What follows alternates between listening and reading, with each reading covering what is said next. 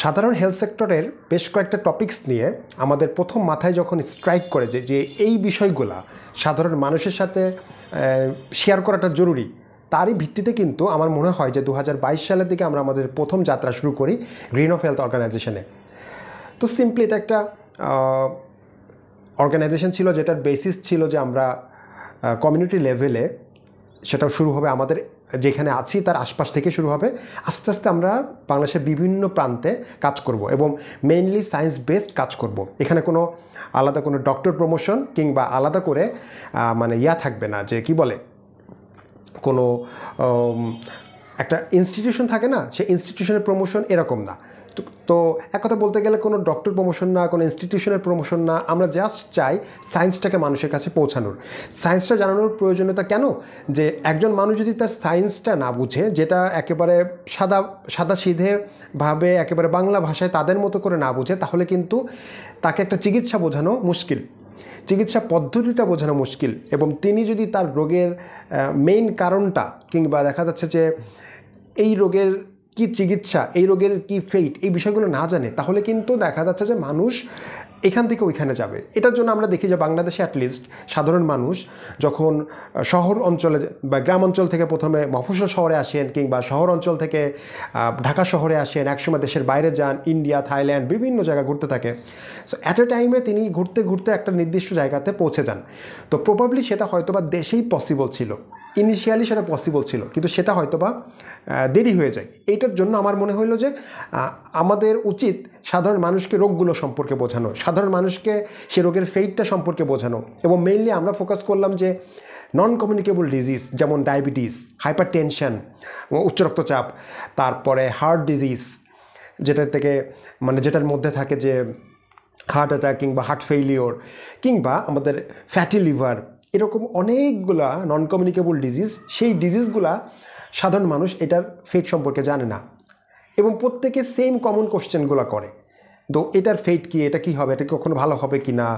ধীরে ধীরে অন্যান্য অনেক রোগগুলো চলে আসলো, রিউমেটোলজিক্যাল ডিজিজগুলো থেকে শুরু করে মানে স্কিন বা ইচ অ্যান্ড এভরি অনেকগুলো টপিকস আছে, এতগুলো বলে শেষ করা সম্ভব না।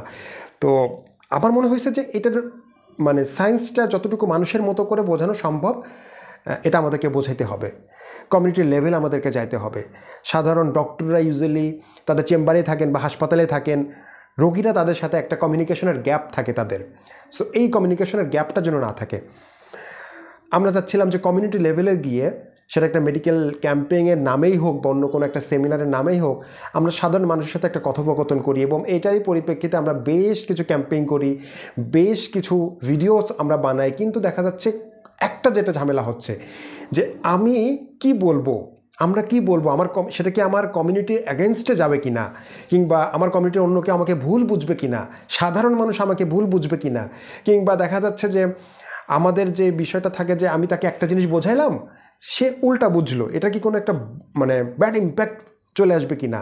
এই ধরনের ওভার থিঙ্কিংয়ের কারণে আমরা দেখা যাচ্ছে যে চিন্তাই করতে পারতেছি না, কোনো কিছু শেয়ারও করতে পারতেছি না।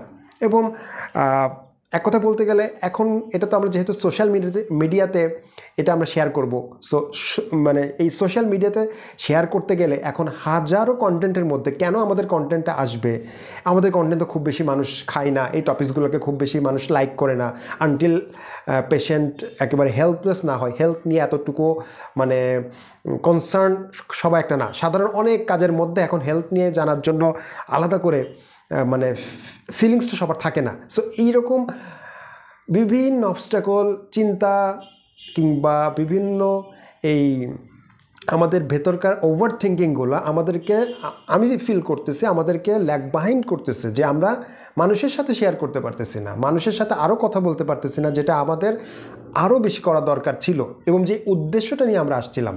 সো আমার মনে হয় আজকে থেকে আমরা এই সব কিছু ভুলে যাব এবং আমরা নতুন করে শুরু করব এমন একটা অধ্যায় যেখানে আমরা যেই প্রকল্প নিয়ে মানে এগুচ্ছিলাম, আমরা সেইগুলোকে আরও মানে ব্রড আকারে, বিস্তৃত আকারে যেন আমরা সাধারণ মানুষের কাছে পৌঁছাইতে পারি।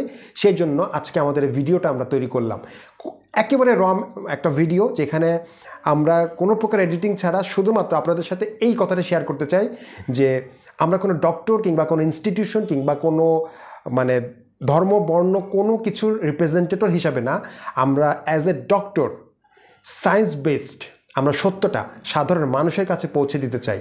কারণ এখন আমরা অন্তত চিকিৎসক হিসাবে দেখতে পাচ্ছি যে আশপাশে অসংখ্য ভ্রান্ত বিভিন্ন টপিকস আছে, বিভিন্ন ভ্রান্ত ইনস্টিটিউশন আছে, বিভিন্ন ভ্রান্ত মতবাদ আছে, যেগুলো মানুষের কাছ থেকে তাদের রোগের মানে একটা সুযোগ নিয়ে তাদের কাছ থেকে ফাইন্যান্সিয়ালি তাদেরকে ক্ষতিগ্রস্ত করতেছে, কিংবা তাদেরকে মানে এই রাস্তায় চলে এসে রোগীগুলোর রোগগুলো আরও মানে খারাপের দিকে যাচ্ছে, তারা সঠিক চিকিৎসাটা পাচ্ছে না। এবং কিছু কিছু রোগ যদি থাকে যেটার ফেট খারাপ, সেটা রোগীকে বুঝে আশপাশে দৌড়াদৌড়ি করাটা বন্ধ করতে হবে। এজন্য আজকে আমাদের এই ভিডিওটা, আমরা আমাদের যাত্রা শুরু করবো এখন থেকে। প্রতিদিন যদি 2টা টপিকস হয় 2টা, যদি একটা টপিকস হয় একটা, আমরা প্রত্যেকটা বিষয় শেয়ার করতে চাই। সেটা হইতে পারে হাসপাতাল বেসড একটা রোগীর এক্সপিরিয়েন্স, কিংবা আমাদের চোখে পড়া কোনো একটা বিষয়, কিংবা কোনো ব্যক্তি বা কোনো অথরিটি যদি দেখি যে তারা সায়েন্স বেসড না থেকে কোনো একটা ভ্রান্ত ধারণা নিয়ে সাধারণ মানুষের মধ্যে সেটার একটা মিসকনসেপশন দেওয়ার চেষ্টা করে, আমরা সেটার বিরুদ্ধে কথা বলবো। আজকে থেকে আমাদের এই যাত্রা শুরু হবে সায়েন্স বেসড একটা নতুন মিশন, যেই মিশনে আমরা সাধারণ মানুষের পাশে থাকব। ডক্টর এবং পেশেন্টের মধ্যে আর কোনো দূরত্ব থাকবে না, এবং আমরা ডক্টর হিসেবে মানুষের পাশে থাকব আমাদের শেষ নিঃশ্বাস পর্যন্ত, ইনশাআল্লাহ। আসসালামু আলাইকুম।